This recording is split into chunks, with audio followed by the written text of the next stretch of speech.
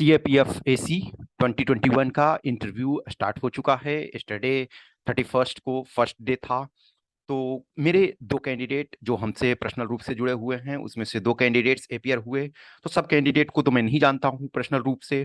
तो जिन कैंडिडेट्स हमसे जो जुड़े हुए हैं, कुछ कैंडिडेट्स हमसे प्रॉपर रेगुलर रूप से गाइडेंस लेते हैं, कुछ कैंडिडेट्स जुड़े हुए होते हैं लेकिन सपोज वो मॉक वगैरह हमारे पास नहीं अटेंड करते हैं या कहीं और से जुड़े हुए हैं बट हमसे भी जुड़े हुए रहते हैं। तो जो कैंडिडेट हमसे जुड़े हुए हैं, जो अपना एक्सपीरियंसेस शेयर करते हैं, मैं उसके आधार पर चीजों को बता रहा हूँ। तो इस में हम दो कैंडिडेट जिससे हमने पर्सनल बात किया, जो हमारे कैंडिडेट थे जो कल फर्स्ट डे अपियर हुए, उनके एक्सपीरियंसेस के बारे में मैं शेयर कर रहा हूं। इसमें से मैं कुछ जो उनके पहले बैकग्राउंड को बताऊंगा आपको। बैकग्राउंड बताने के बाद क्वेश्चन कुछ जो पूछे गए हैं उसके बारे में बताऊंगा। तो आपको लिटिल आइडिया मिल सकता है कि किस ढंग से चीजें मूव कर रही है। और ये फर्स्ट टाइम ऐसा नहीं है। मैं हमेशा बोलता हूं कि आप अपने डीएफ पे कमांड रखो। डायरेक्टली और इनडायरेक्टली 70% प्लस जो क्वेश्चन हैं वो आपके डीएफ से पूछे जाते हैं। डीएफ पे आपका कमांड है, that's mean you are able to reply the things. अब कुछ फैक्चुअल क्वेश्चन होते हैं, नो डाउट हर कोई हर फैक्चुअल क्वेश्चन नहीं जान सकता, लेकिन आपके लाइफ से जो रिलेटेड चीजें हैं वो ओपिनियन आपको जानना। अब मान के चलो कोई इंसिडेंट हो गया, करंट अफेयर्स हो सकता है आप नहीं जान रहे हो, आप न्यूज़पेपर नहीं देखे हो, आप टीवी न्यूज चैनल और कोई भी चीज नहीं देखो, हो सकता है आप नहीं जान सकते हो, लेकिन जो आपके डीएएफ में लिखा हुआ है उसको आप मना नहीं कर सकते हो, रिलेटेड चीजों को करना है। तो मैं ब्रीफ में इसमें ये रहूंगा। फर्स्ट कैंडिडेट इसमें अस्मिता नागराज मैम का बोर्ड था। अब ये कैंडिडेट का पहले मैं ब्रीफ प्रोफाइल बता देता हूँ। 10th CBSE board 2015, 10 out of 10 CGPA. Okay, 12th 94.4%. Based on that, the person got in Delhi University BSc Physics. In BSc Physics in Delhi University, he got 7.46 out of 10 CGPA. After that, since DAF जब fill किया गया था तो उस candidate के पास graduation था, masters he was pursuing. लेकिन वो जब डीएफ फिल किया जा रहा था तो वो सेकेंड ईयर में इंटर कर चुका था। तो चूंकि उसका रिकॉर्ड, जिस चीज को कोर्स को आप कंप्लीट नहीं करते हो उसका रिकॉर्ड नहीं हुआ, आप उस करते हो। तो उसके बाद इससे पूछा गया कि गैप आपका। तो उसके बाद इसने पीजी कर लिया दिल्ली स्कूल ऑफ इकोनॉमिक्स से डीएससी, और उसके बाद इसे जॉब भी कैंपस प्लेसमेंट में मिल गया। तो ये पूछा गया सबसे पहले कि गैप आपका क्यों है। तो इसने बताया कि ऑब्वियसली चूंकि 2021 in the gap in the sense कि जो 20 आपका ये सेशन था तो उसमें इसने कंप्लीट किया, इस चीज को ये किया, उसके बाद आपका गैप क्यों हो रहा है। तो इस आधार पे इसने बताया कि यस, हमारा जो गैप ये नहीं है, हम मास्टर्स परस्यू कर रहे थे, उसके बाद हमने जॉब भी प्राप्त कर लिया। तो ये गैप और जॉब।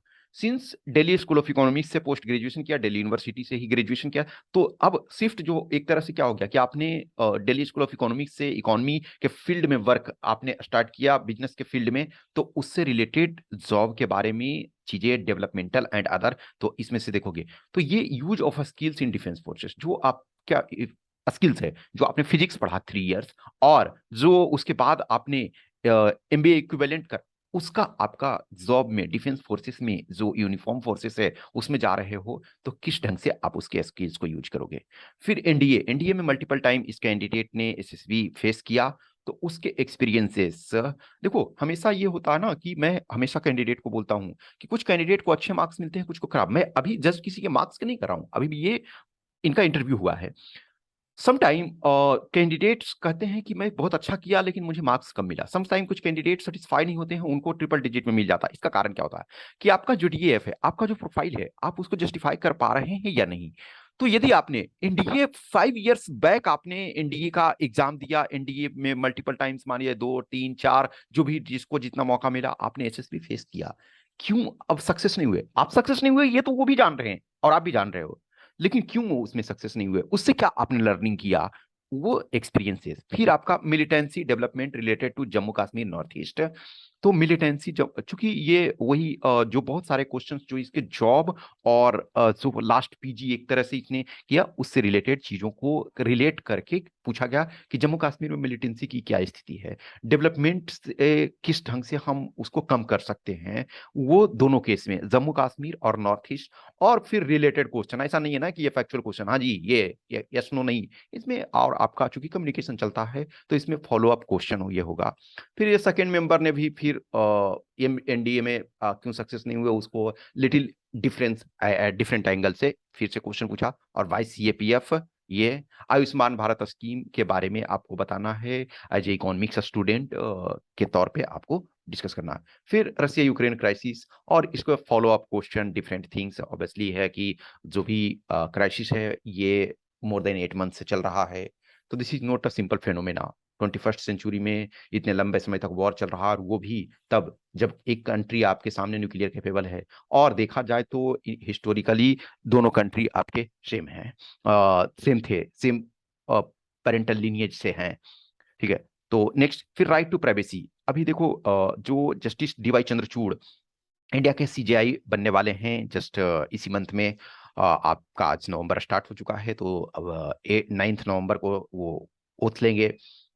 तो राइट टू प्राइवेसी वगैरह पे ये काफी जोर देते हैं, और ये एक तरह से अपने आप में यूनिकनेस भी इन्होंने क्रिएट किया कि इनके फादर भी इंडिया के चीफ जस्टिस रह चुके हैं और longest serving chief justice of India रह चुके हैं, और उसके बाद इनको भी 2 इयर्स प्लस का टेन्योर मिल रहा है। तो राइट टू प्राइवेसी उसमें फिर जैसे facial recognition technology related aspects, इसमें इथिकल एंड अदर एस्पेक्ट्स, फिर इससे रिलेटेड डेटाबेस जो टेररिज्म एंड अदर एस्पेक्ट्स जो क्राइम्स हैं, लॉ एंड ऑर्डर हैं उससे, तो इसके डेटाबेस मेंटेन करना, और उससे अदर रिलेटेड चैलेंजेस क्या हैं।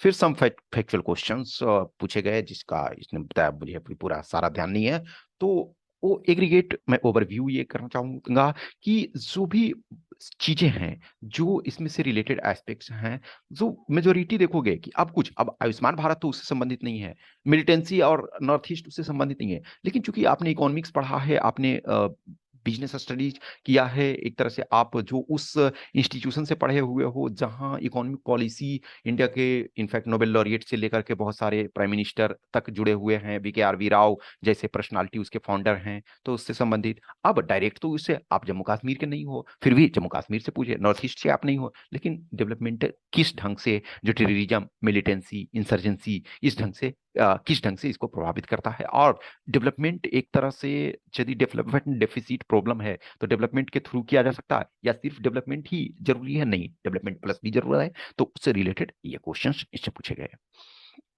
सेकंड कैंडिडेट ये आईटी सेक्टर में जॉब कर रहे हैं, ओके। सो ये आईटी सेक्टर में जॉब कर रहे हैं, इनका बीटेक है, ओके। एवरेज आपका एकेडमिक्स, जैसे इसके पहले जो कैंडिडेट मैंने बताया तो उनका 10 आउट ऑफ 10 CGPA 10th में, 94.4% 12th में, graduation Delhi university, post graduation India के one of the best places. लेकिन इनका वो बैकग्राउंड उस ढंग का एकेडमिक्स एक्सेलेंट नहीं, लेकिन he is working in India IT industry. तो रिलेटेड टू इंडिया का आईटी इंडस्ट्री, इसका क्या कंट्रीब्यूशन है, किस ढंग से ये जो इंडिया है, इंडिया को एक तरह से ये स्ट्रेंथ भी प्रोवाइड कर रहा है और एक तरह से ये गैप भी क्रिएट कर रहा है, तो उससे रिलेटेड मून लाइटिंग ये टॉपिक ऑलरेडी चर्चा में है, और मैंने ये बताया भी था आपको, ये जो टॉपिक्स हमने दिए थे उसमें रिलेटेड उससे हमने दिया था। फिर आपका जो मून लाइटिंग है इससे रिलेटेड इसके इकोनॉमिक्स एंड इथिक्स, ठीक है, कि इकोनॉमिक्स इसका क्या है। एक तरफ जैसे मैंने डिस्क्राइब किया ना कि एक तरफ इंडिया में क्या हो रहा है कि जो टैलेंट है उनका डिमांड बहुत है, एक आदमी को 2-2 जॉब मिल रहा, और एक तरफ बहुत सारे यूथ हैं जो नॉस्कॉम के अनुसार 75% इंजीनियर्स इंडिया में अनएम्प्लॉयबल हैं। क्यों? क्योंकि उनके पास प्रॉपर स्किल्स नहीं है, वो इंजीनियरिंग तो कर लेते हैं लेकिन उनके पास स्किल्स नहीं। तो इकोनॉमिक्स, इथिक्स, इथिकली क्या सही है, और कोर्ट जजमेंट्स, इससे रिलेटेड कोर्ट्स ने क्या ऑब्जर्वेशन ये कहा है। Next YCISF first choice obviously है। देखो मेजोरिटी ऑफ कैंडिडेट जिनके पे मैं फॉर एग्जांपल मेरे पास इस समय जो इस ईयर में इंटरव्यू दे रहे हैं ऑब्वियसली बहुत सारे और DAF थे, लेकिन कुछ लोग आप जानते हो कि more than half candidate out हो जाते हैं। क्यों? क्योंकि कुछ कैंडिडेट तो ऑलरेडी 2020 में सेलेक्ट हो गए, फिर कुछ कैंडिडेट हैं जो फिजिकल मेडिकल नहीं क्वालिफाई कर पाते हैं, कुछ और जिनके साथ, तो सपोज 454 कैंडिडेट अपियर हो रहे हैं, तो इसमें से मेरे पास 50+ DAF है। Obviously 50+ DAF है, it doesn't mean कि all candidates are taking guidance from me. Some candidates have some problem. कि सर मेरे डीएफ ये है, इसको एक बार चेक कर लो, तो वो मैं चेक कर लेता हूँ। तो मैं 50+ डीएफ में जब जो अभी जो अपीयर हो रहे हैं उनमें से 50+ है, उसमें से मैं जब देखता हूँ तो एटलीस्ट मैं समझता हूँ कि 40+ जो हैं, 40+ उसमें से जो हैं वो सीआईएसएफ वाले ही हैं। तो why CISF first first choice, obviously ये क्वेश्चन आपको पूछा जाएगा। And why BSF as last choice even if your state's border is having BSF presence. आपका स्टेट है, बॉर्डर आपका लगता है पाकिस्तान से, आपके जो स्टेट हैं वहां बीएसएफ तैनात हैं, in spite of that why BSF you have given as your last choice. Next आपका roles of different CAPFs, how it change scenario of internal security both from security forces view and other side. देखो चलिए कोई भी चीज है ना, technology जो double edged sword है, तो किस ढंग से वो जो आईटी का यूज है वो सिक्योरिटी, इंटरनल सिक्योरिटी को चेंज किया, वो हमारे पॉइंट ऑफ व्यू से भी, हम सिक्योरिटी फोर्सेस हैं तो एक तरफ हमको हेल्पफुल हो रहा है, लेकिन सामने वाला ऐसा नहीं है ना कि वो अनअवेयर है। इनफैक्ट देखा जाए बहुत सारे जो टेररिस्ट ग्रुप हैं, इंसर्जेंट ग्रुप हैं, मिलिटेंसी हैं, वो बहुत सारे और एक्सपर्ट हैं उसमें से। तो दोनों तरीके से किस ढंग से चेंज किया। Next factual question related to state, आपके स्टेट से जब भी कोई भी चीज जो डीएएफ में जो भी चीज होता है, तो डीएएफ में वो चीज आपको प्रॉपर रिलेट करके जरूर ही करना होगा। अब जैसे फॉर एग्जांपल अभी मैं रिसेंटली कल ही एक मॉक ले रहा था, तो वो student suppose Netaji Subhash Chandra Bose national institute of technology से पढ़े हुए थे। अब यदि आप नेताजी सुभाष चंद्र बोस से पढ़े हुए हो तो नेताजी के बारे में तो जानोगे, क्योंकि राष्ट्रीय पराक्रम दिवस। तो मैंने एक ऐसे क्वेश्चन पूछा कि नेताजी सुभाष चंद्र बोस किसके अगेंस्ट चुनाव लड़े थे जिसमें गांधी जी ने कहा था कि ये मत समझो कि वो खड़ा है, ये समझो कि मैं खड़ा हूं। तो उस कैंडिडेट ने बताया नेम उनका, लेकिन मैंने बोला उनके बारे में कुछ बताओ, तो नहीं बताया। मैंने बोला कि you are truly following Gandhi ji, कि गांधी जी ने कहा था कि ये मत सोचो कि पट्टा भी हमारे अगेंस्ट खड़ा है, ये मानो कि मैं ही खड़ा हूं। तो जब गांधी जी खड़े हैं तो अब पट्टा भी के बारे में हम क्या जाने। तो देखो ऑब्वियसली ये आपका एक क्वेश्चन बन सकता है कि ऑब्वियसली नेताजी सुभाष चंद्र बोस पट्टाभी सीतारामैया के अगेंस्ट लड़े, लेकिन पट्टाभी सीतारामैया कौन थे। आप इसको थोड़ा सा जानोगे, नहीं जानोगे तो ऐसा नहीं कोई अपराध आपने कर दिया, लेकिन रिलेटेड चीजों को जानोगे तो ऐसे ही जिस स्टेट से आप हो तो कुछ फैक्चुअल इंफॉर्मेशन क्वेश्चंस जानोगे। फिर नॉर्थ ईस्ट में डेमोग्राफी एंड कल्चर, डेमोग्राफी और कल्चर किस ढंग से चीजों को प्रभावित करता है। कल्चर बहुत बार देखोगे कि जो हमारे प्रॉब्लम्स है इंटरनल सिक्योरिटी में, एक कल्चर को इंपॉर्टेंस दिया जाता है। जैसे मैंने जब सीआईटी सिलचर में था नॉर्थ ईस्ट में, तो वहाँ जो इंडक्शन ट्रेनिंग होता था कि जो फोर्सेस सीआरपीएफ के जो बंदे नॉर्थ ईस्ट में पोस्टेड होते थे उनको 4 वीक्स का इंडक्शन ट्रेनिंग चलता था। तो मैं 6+ मंथ वहां रहा, तो उस ड्यूरेशन में हमारा भी वही काम था, आरएनडी ब्रांच में था। तो एक तो था कि मुझे प्रेजेंटेशन पीपीटी जो था उसको बाइलिंगुअल ट्रांसलेशन करना था, और हमारे साथ एक मणिपुर के असिस्टेंट कमांडेंट साथ में थे। तो हम लोग उस पर एज ए कल्चरल एस्पेक्ट्स पे भी लेक्चर लेते थे कि किसी भी फोर्स, यदि आप एज ए फोर्स पर्सनल के तौर पे जाते हो तो जिस एरिया में जाते हो आप उसके कल्चर के बारे में जानते हो, उनके कस्टम्स के बारे में जानते हो, तो ये बेटर होता है और उसको अच्छे तरीके से समझने में मदद होता है। तो north east demography and culture के संबंध में। फिर role of governor in states and related question, आप देख रहे हो कि गवर्नर, खास करके अभी इंडिया में एक गवर्नर जो हैं वो डेली न्यूज में एक तरह से रहते हैं, और उसके लिए देखोगे कि डेली न्यूज़पेपर में, द हिंदू वगैरह में डेली एक तरह से कॉन्स्टिट्यूशनल इंटरप्रिटेशन कुछ न कोई ऑथर जो है लिखे हुए रहते हैं। वो है माननीय श्री आरिफ मोहम्मद खान। और एक दूसरे गवर्नर थे जो वेस्ट बंगाल के गवर्नर हुआ करते थे, वो आज की डेट में ऑनरेबल वाइस प्रेसिडेंट इंडिया के बन चुके हैं। इन्हें भी एक तरह से जो भी अपना था वो अपनी पहचान बनाए हुए थे। तो role of governor in states and related question. Next आपका war and economics specially with respect to India, ये सॉरी रसिया यूक्रेन क्राइसिस। देखो रसिया यूक्रेन क्राइसिस में डिफरेंट डायमेंशंस बन सकता है, इसको आप इसको इग्नोर नहीं कर सकते हो, क्योंकि इसमें कोई ये बंदा ही कह ही नहीं सकता है कि मैं इससे अवेयर नहीं हूँ। 8+ मंथ से है और चल रहा है, 24 फरवरी से स्टार्ट हुआ, और इस 24 दिसंबर, ये सॉरी अक्टूबर को 8 मंथ कंप्लीट हो गया। अब आप अभी भी चल रहा है, तो इसके संबंध में आपको हर हाल में करना ही है। इंडिया चाइना का प्रेजेंट स्टेटस, अभी प्रेजेंट क्या कंडीशन है इन डिफरेंट डायमेंशंस, और इंडिया कैसे चाइना को मैच करेगा। कि ऑब्वियसली है कि यदि टर्म्स ऑफ मिलिट्री देखो तो हमसे मिलिट्री में बहुत ऊपर है, एक्सपेंडिचर एंड अदर थिंग्स में। फिर देखोगे कि इकोनॉमी में मोर देन 5 टाइम्स हमसे है। ठीक है, फिर लीडरशिप क्वालिटी, आपके पास क्या लीडरशिप क्वालिटी है, और 1 SRT related two things forces and your working. तो ये टू कैंडिडेट्स जो हमारे हैं, जो हमसे बिलोंग करते हैं, उनके बारे में मैंने बताया।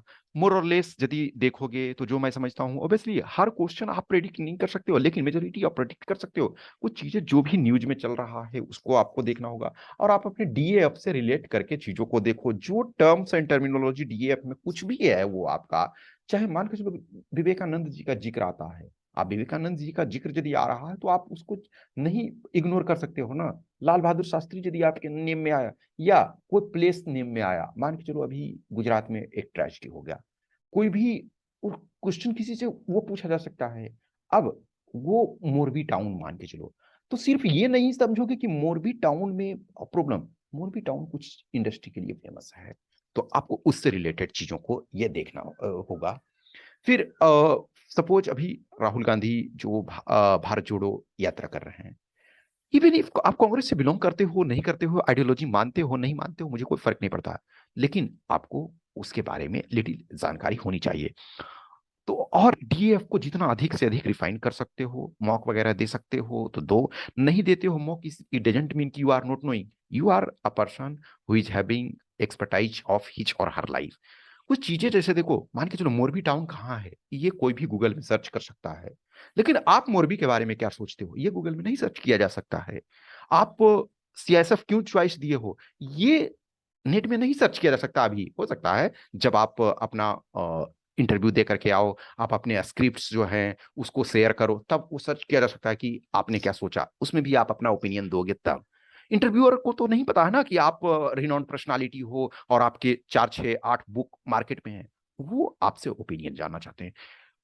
कोई फैक्चुअल क्वेश्चन है, नहीं जानते हो, दैट्स फाइन। मून लाइटिंग मान के चलो कि आप जानते हो, ठीक, नहीं जानते हो, बहुत ज्यादा प्रॉब्लम नहीं हो सकता है। लेकिन जब मून लाइटिंग के बारे में नहीं आप जानते हो और उन्होंने ये बता दिया कि ये होता है, उसके बाद आपसे ओपिनियन पूछते हैं, फिर आप मना नहीं कर सकते हो। तो हमेशा ध्यान रखो कि जो कुछ ओपिनियंस पूछे जाते हैं उसका रिप्लाई करो।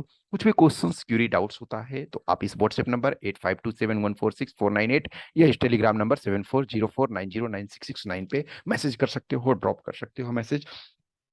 जो भी देखो कैंडिडेट हैं, आप इस लेवल पे पहुंचे हुए हो, कॉन्फिडेंट रहो कि आप क्वालिफाई करने की क्षमता है। आप अपने पॉजिटिव निगेटिव्स को अच्छे तरीके से जानते हो, but besides that you have to face the things, you have to have fighting a spirit till the last moment of the interview. Once they say yes, now you can leave, then you should be uh, relax कि yes, things happen. It doesn't mean कि आप उसके पहले tension में रहोगे, नहीं। जितना आप रिलैक्स रहोगे, इन द सेंस कि जितना आप कंफर्टेबल रहोगे कि yes, I am here to learn the things, I am here to share the things, but in formal way. Formality यहाँ इंपॉर्टेंट है, यहाँ इनफॉर्मल टॉक हम नहीं कर रहे हैं, फॉर्मल वे में टॉक करना है। Okay, thank you. और आगे जैसे जैसे चीजें मूव करती है तो बीच बीच में मैं अपडेट करूंगा।